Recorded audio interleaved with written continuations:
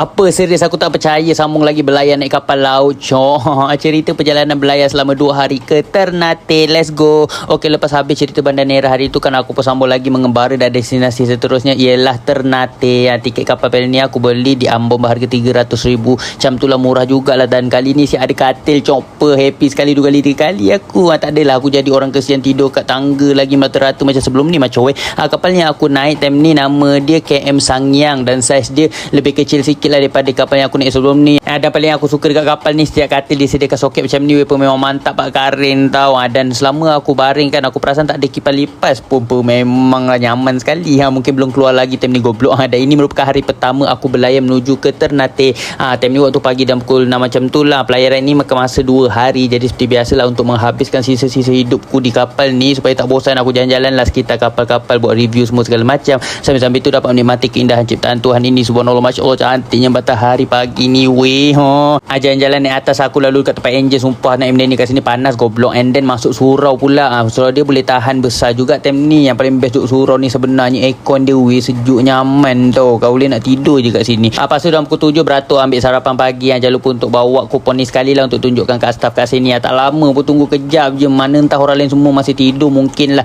Tengok senang je dah dapat dah semua macam tapi makanan ni aku simpan sebab kenyang lagi makan nasi kuning malam tadi goblok. And then tak lama lepas tu kapal pun dah sampai di persinggahan pertama, iaitu namanya Pelabuhan Namlea. Tapi masalahnya kat sini aku dengar pengumuman dia bagi tahu tadi transit kat sini selama 7 jam. Bapok lama gila weh. Sampai kat sini pukul 9 pagi, gerak pukul 4 petang goblok. Apa nak buat kat sini pun aku tak tahu macam benda ini terjadi disebabkan pekerja-pekerja kapal sini semua nak meraihkan hari kemerdekaan Indonesia di Pelabuhan Namlea ni. Walaupun mereka berlayar tapi semangat patriotik cinta akan tanah air tu sangat kuat sekali, 2 kali 3 kali tau. Bangga sangat aku.